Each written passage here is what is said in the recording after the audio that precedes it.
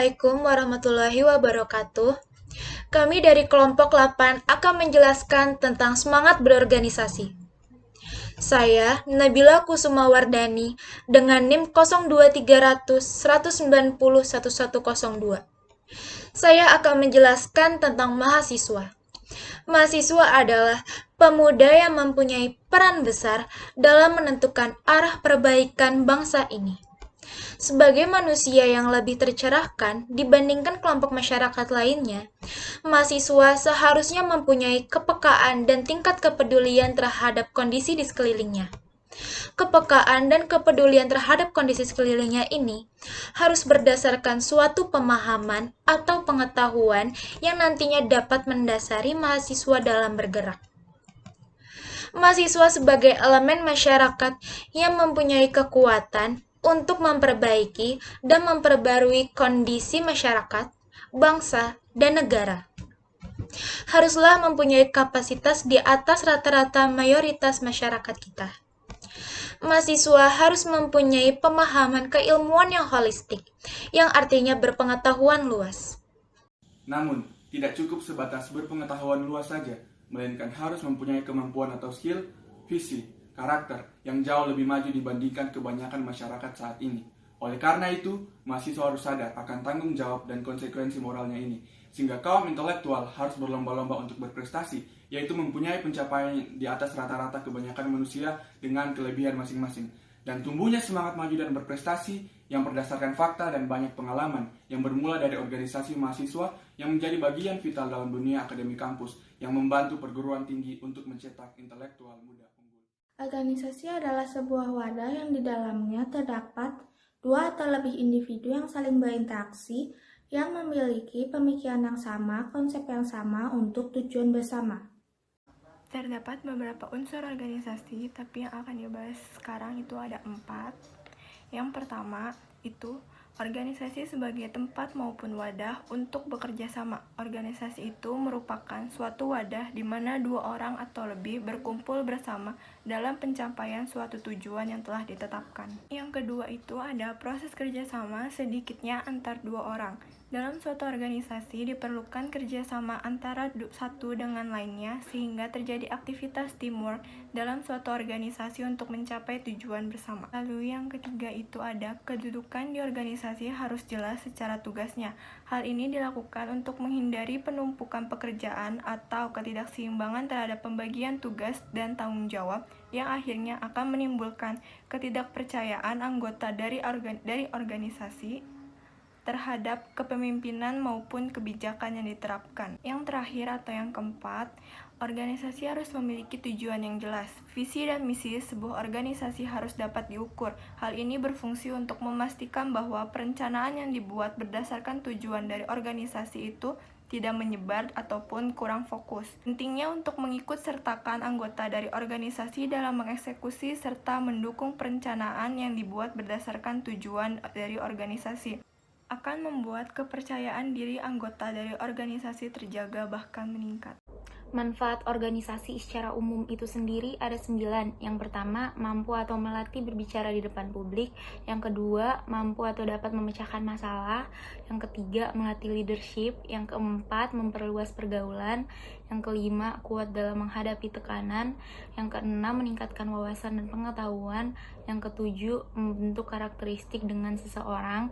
Yang kedelapan, mampu dalam mengatur waktu dengan baik. Yang kesembilan, sebagai ajang pembelajaran sebelum memasuki dunia kerja yang sebenarnya. Selain itu, para mahasiswa juga akan mendapatkan manfaat yang akan mereka dapatkan pada saat mereka memasuki dunia kerja. Yang pertama, ada agent of change, yaitu para mahasiswa memiliki peran yang sangat penting dalam memicu perkembangan kehidupan sosial politik bangsa. Yang kedua, ada social control, yaitu para mahasiswa mengontrol kegiatan sosial masyarakat yang berguna untuk menjadi jembatan dalam menyalurkan aspirasinya antara pihak terkait dengan masyarakat. Yang ketiga, ada iron stock, yaitu para mahasiswa sebagai penerus bangsa diharapkan untuk menjadi manusia yang tangguh dan berakhlak mulia yang nantinya akan menjadi pengganti generasi sebelumnya. Yang keempat, ada moral force, yaitu para mahasiswa sebagai penjaga stabilitas lingkungan masyarakat yang diwajibkan untuk menjaga moral-moral yang ada. Fungsi organisasi kemahasiswaan yang pertama, sebagai perwakilan mahasiswa yang dapat menampung dan menyalurkan aspirasi mahasiswa, menetapkan sebagian besar program, melakukan kegiatan yang telah ditetapkan. Yang kedua, sebagai komunikasi gagasan antar mahasiswa. Dan yang ketiga, menjadi tempat pengembangan jati diri mahasiswa dan potensinya sebagai insan akademik yang lengkap dan utuh. Dan yang keempat, menjadi tempat pengembangan keterampilan organisasi dan manajemen. Yang kelima, sebagai tempat pembinaan dan pengembangan jiwa kepemimpinan yang berpotensi sebagai kader-kader bangsa di masa depan. Organisasi kemahasiswaan juga berfungsi untuk memelihara dan mengembangkan ilmu pengetahuan, seni, dan teknologi yang dilandaskan oleh norma-norma akademik, etika, agama, dan berwawasan kebangsaan. Nama saya Bella Anggraini, saya akan membahas tentang semangat organisasi. Di dalam organisasi memiliki dampak yang cukup besar untuk kehidupan, karena bisa diibaratkan sebagai masyarakat dalam lingkup kecil dan dijadikan sebagai rumah kedua. Selalu ada masalah yang dapat dipecahkan dengan bersama. Sikap saling menjaga dan tanggung jawab untuk menjaga keutuhan anggota merupakan gambaran hasil perjuangan panjang, dan ini akan sangat membantu ketika dalam penyelesaian masalah atau memberikan masukan kepada masyarakat lebih luas. Untuk mengikuti organisasi tersebut, sebelumnya kita harus meluruskan niat kita terlebih dahulu, berpikir apa yang akan kita berikan pada organisasi tersebut sebagai bentuk kontribusi dan kerja nyata, bukan hanya menunggu dan mencari sesuatu yang ada dalam organisasi tersebut. Dalam sebuah organisasi menuntut kadernya untuk terus aktif dalam mengupgrade diri melalui berbagai kegiatan yang bermanfaat. Tetapi, bila kita telah memasuki organisasi, kita tidak boleh mengabaikan hal-hal penting seperti akademis. Dalam berorganisasi, semangat juga merupakan salah satu hal yang terpenting, karena semangat dapat mendorong organisasi untuk mewujudkan visi dan misinya. Untuk melahirkan kader-kader baru yang memiliki karakter yang kuat dan berkualitas, diperlukan pendidikan jangka panjang, serta pembagian dan penanaman potensi kader-kader baru agar lebih optimal.